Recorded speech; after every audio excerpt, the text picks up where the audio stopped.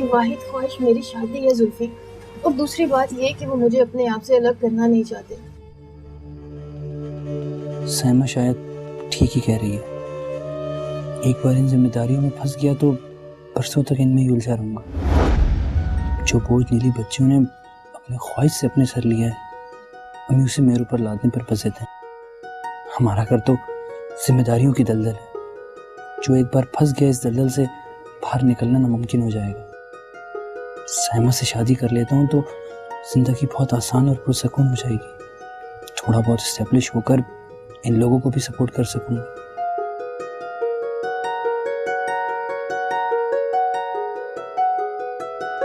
नीली बच्चों ने जब कुर्बानी दे ही दी है तो चंद साल मजीद सही।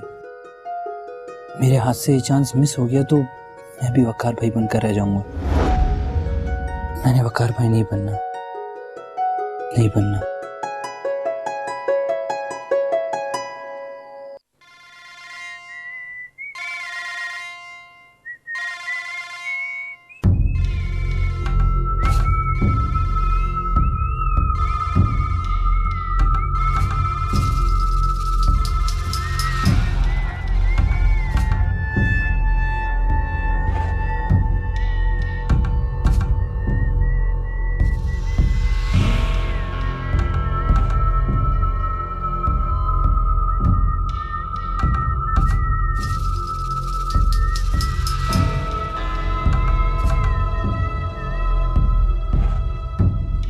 जी फरमाइए। वैसे चैन नहीं है आपको? ओफो, जनाब के कान भी कमजोर हो गए हैं क्या? आवाज नहीं आ रही आपको मेरी? अब बोले भी, ये कौन सा तरीका है तंग करने का?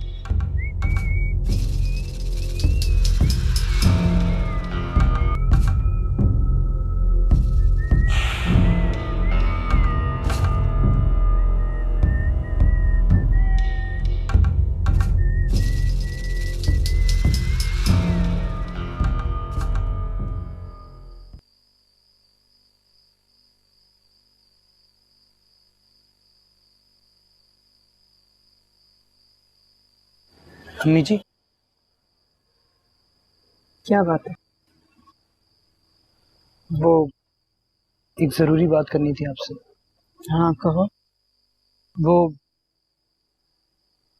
मैं शादी करना चाहता हूँ। क्या शादी करना चाहते हो?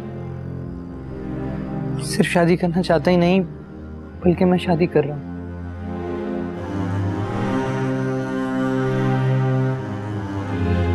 अम्मी जी, मैं बहुत मजबूर हो गई हूँ। सैमा के वालिदैन हमारे घर के हवाले से खदशात का शिकार है। वो लोग मुझे कोई मार्जिन नहीं दे रहे। मैं नहीं चाहता कि मेरे इनकार की वजह से वो लोग बदगुमान हो और मंगनी तोड़ दें। मंगनी? कैसी मंगनी? किसकी मंगनी? ये सब आपको बच्चों बता देंगे। मैंने जो बताना था बता दिया। आप खुद को ज़हनी तौर पे तैयार कर लें। हो सकता है मुझे शादी के बाद कुछ अरसा उन लोगों के साथ ही रहना पड़े।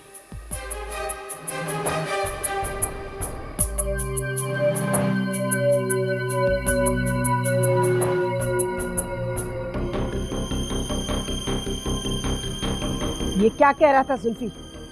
ये क्या हो रहा है नीलम? अम्मी जी, वो जुल्फी ने अपनी क्लासमेट साइमा के साथ एंगेजमेंट कर ली है। और तुम जानती थी? जी। कब की बात है ये? कुछ महीना, 1.5 महीना पहले। मेरी सारी औलाद में से जितने सदमे, दुख और अजियतें तुमने मुझे पहुंचाई है, किसी ने नहीं पहुंचाई मुझे। बेइज्जती, बेदबारी, जिल्लत, क्या नहीं दिया तुमने अपनी माँ को नीलम। अगर जुल्फी इस घर को छोड़ के चला गया तो मैं तुम्हें कभी माफ नहीं करूंगी नीलम, याद रखना।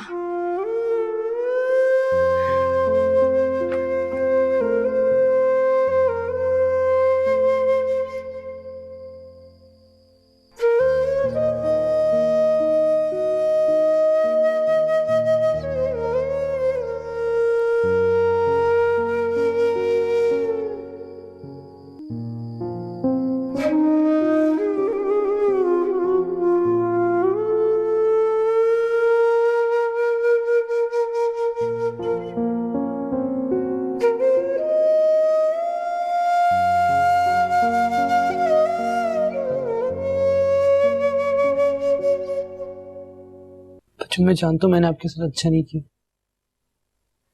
लेकिन मेरे पास और कोई रास्ता नहीं था।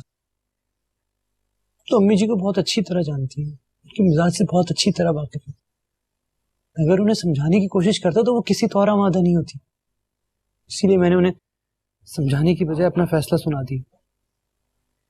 पर जो मैं आगे पढ़ना चाहता हूँ, लेकिन ये घर और इसके हालात किसी की राहें बंद तो कर सकते हैं लेकिन खोल नहीं सकते। क्योंकि जिंदगी के खूबसूरत तरीन साल हालात से लड़के जाया नहीं करना चाहता। मैं जिंदगी भरपूर अंदाज में गुजारना चाहता हूँ बच्चों, और जिंदगी मुझे ऑप्शन दे रही है।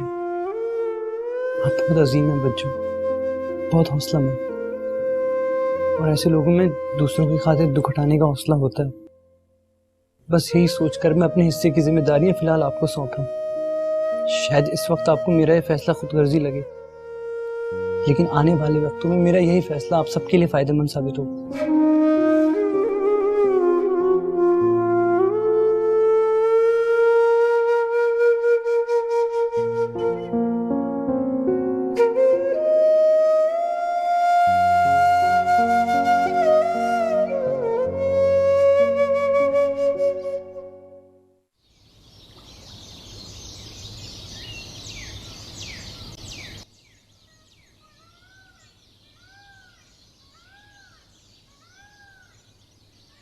पर जो मैं आगे पढ़ना चाहता हूँ, लेकिन ये घर और इसके हालात किसी की राहें बंद तो कर सकते हैं लेकिन खोल नहीं सकते।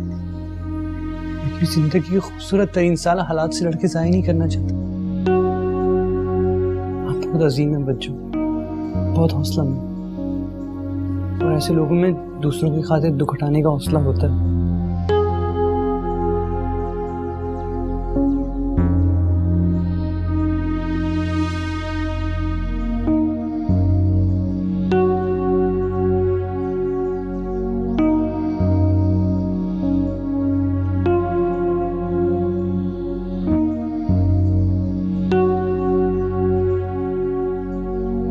अम्मी जी,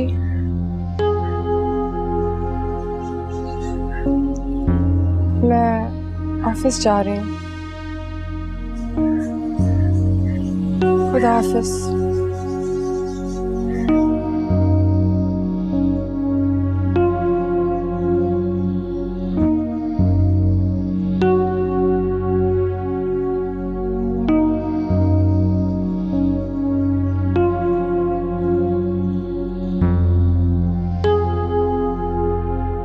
अस्सलामुअलैकुम। वालेकुम अस्सलाम। माशाल्लाह माशाल्लाह। कश्मीर बदूर, ऑफिस जा रहे हो? आप मामी की तरफ कब जा रही हैं बात करने? यूसुफ मियाँ, क्यों अपनी बूढ़ी माँ के सर में खाक डालने की तमन्ना हो रही है? अरे दुनिया हम पर थू थू करेगी। जो दुनिया को ही आग लगाने के लिए तैयार हो, उसे दुनिया से नहीं डराते अम्मी। यूसुफ मेरे बच्चे, ये देख मैं तेरे सामने हाथ जोड़ती हूँ। ना रुसवा कर मुझे इस उम्र में। मैं अपनी भावज के सामने किस मुंह से जाऊंगी? क्या कहूंगी उससे?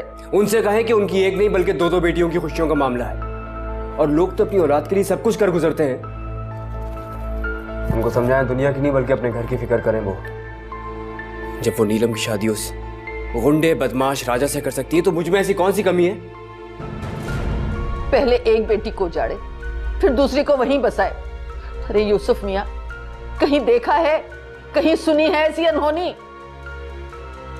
दुनिया में बहुत कुछ पहली मर्तबा होता है अम्मी, और ये भी कोई नामुमकिन बात नहीं है। इस तरह कर लेने से वो शबनम का घर नहीं उजाड़ेगी, बल्कि उसके लिए खुशियों का दरवाजा खुल जाएगा, क्योंकि शबनम को यहां से कुछ नहीं मिलने वाला।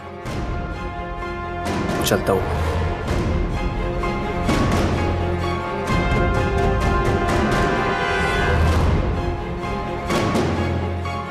ठीक कहा आपने।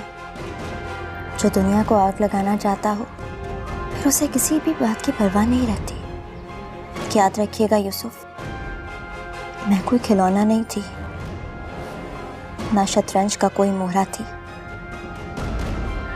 आपने मुझे जिस तरह से इस्तेमाल किया है, उसके लिए यूं ही माफ नहीं कर दूंगी मैं आपको। बहुत भारी कीमत चुकाना पड़ेगी आपको।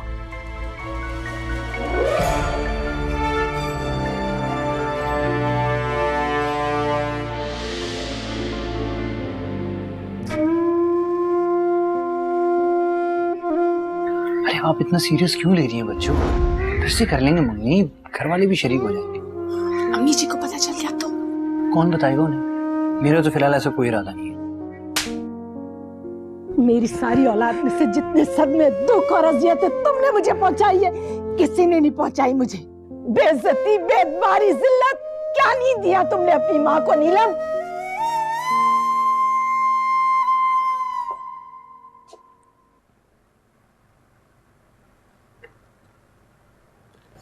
घर जाने का इरादा नहीं है क्या? काश कोई ऐसा ठिकाना होता सर, जहाँ घड़ी दो घड़ी वक्त गुजार कर मैं अपनी मुंतशिर सोचों को एक जगह इकट्ठा कर सकती। लेकिन अफसोस ऐसा कोई ठिकाना नहीं, इसलिए घर ही जाना होगा। तो चलो, आज मैं तुम्हें ले चलता हूँ। जी? अपने घर। You'll feel much better.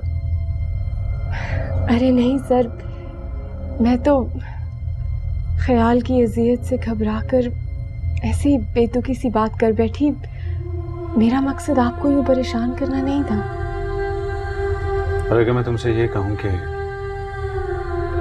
तुम्हारे साथ कुछ वक्त गुजार कर मुझे खुशी महसूस होगी, तो तुम दूसरों की खुशी की खातिर इतना कुछ करती हो, कभी अपनी खुशी के लिए कुछ करके देखो। मायूसी नहीं हो। लेकिन सर, आपका घर बहुत खूबसूरत है, लेकिन तुम्हारे आने से और भी खूबसूरत हो जाएगा।